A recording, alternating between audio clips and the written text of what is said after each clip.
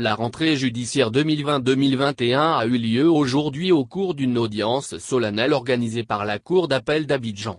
Cette audience a été marquée par certaines formalités importantes de la profession de magistrat telles que l'installation des magistrats dans leurs nouvelles fonctions et la prestation de serment des nouveaux magistrats avant leur entrée en exercice.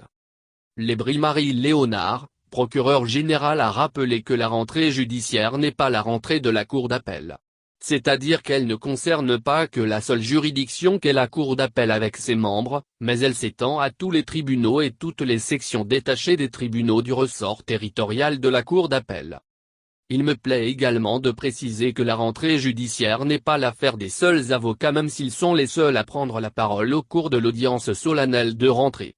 Elle concerne également tous les autres acteurs de la justice tels que les commissaires de justice, les notaires, les experts agréés auprès des tribunaux, bref, tous ceux qui d'une façon ou d'une autre concourent à l'œuvre de justice, a ajouté le procureur général.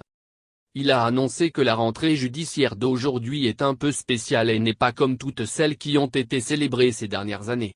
Car elle précède une année judiciaire et des vacances judiciaires particulièrement difficiles. En effet, l'année judiciaire qui vient de s'écouler a été très pénible pour l'ensemble des animateurs de la justice à cause, vous vous en doutez bien, de la pandémie de la Covid-19. Cette pandémie qui a frappé et continue de frapper le monde entier est survenue brutalement en plein milieu de nos activités, pendant les mois de mars à juin, point culminant de l'activité judiciaire qu'elle a carrément ralenti. Mais cette pandémie particulièrement meurtrière dans certains pays occidentaux n'a pas fait que ralentir considérablement nos activités, elle a failli mettre à mal la cohésion de la famille judiciaire. En effet, cédant très vite à la panique, certains membres de cette famille se sont fendus de déclarations publiques, dès les premières conséquences de la maladie, pour annoncer qu'ils fermaient boutique et qu'ils ne participeraient plus à aucune activité judiciaire tant que la pandémie n'aura pas été éradiquée. D'autres ont refusé catégoriquement de tenir des audiences publiques tant que le moindre mètre carré du palais de justice, le moindre mètre carré de la salle d'audience n'aura pas été aspergé et saupoudré de produits désinfectants, a déploré Lébris-Marie Léonard. Mais, passé le temps de l'émotion hâtive et de la panique inhibitrice, tous se sont rendus compte que le service public de la justice est aussi un hôpital, l'hôpital de la société, et qu'à l'instar des autres hôpitaux il ne pouvait pas se permettre de fermer ses portes. Car, la pandémie de la Covid-19, au plus fort de sa propagation, n'a pas fait baisser le taux de criminalité. La Covid-19 n'a pas émoussé les ardeurs des voleurs et autres malfrats. Bien au contraire, elle leur a plutôt offert l'opportunité d'opérer désormais en portant des masques et des gants. La Covid-19 n'a pas arrêté les violences domestiques et conjugales. Elle les a plutôt exacerbées avec le confinement volontaire ou non de la population. La Covid-19 n'a pas transformé par un coup de baguette magique le débiteur de mauvaise foi en bon payeur. Ni l'escroc patenté en honnête citoyen. Des exemples de ce genre pourraient être cités à profusion, a mentionné le procureur général.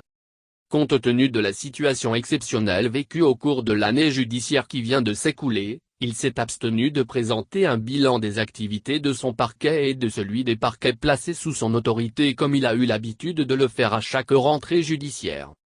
En lieu et place d'un bilan chiffré, le procureur général a fait le bilan du courage et de la conscience professionnelle de tous ceux qui concourent à l'œuvre de justice et qui, au péril de leur vie et après avoir vaincu la peur qui légitimement les habitait, ont assuré pendant cette période difficile le service minimum de la justice. Cette année judiciaire, il voudrait compter sur le sens élevé du civisme et le sens des responsabilités des acteurs de la justice pour continuer d'assurer le service public de la justice. Bien sûr en observant plus strictement les mesures barrières pour freiner la propagation de cette maladie. Avec le renfort en personnel magistrat que vient de recevoir la Cour d'appel d'Abidjan, Lébris-Marie Léonard reste convaincue qu'il n'y a pas de doute qu'elle pourra tenir ce pari de la reprise pleine et entière de ses activités. Il a prodigué des conseils à ses jeunes collègues qui ont prêté le serment de magistrat, en leur disant que c'est un engagement important et solennel qu'ils ont pris de remplir au mieux la mission qui leur a été confiée par le peuple souverain. Celle de rendre la justice en son nom et pour son compte. C'est une lourde responsabilité. Cette mission va exiger de vous certaines qualités dont la plus importante à mon sens est la loyauté, en ce qu'elle renferme toutes les autres qualités attendues du magistrat.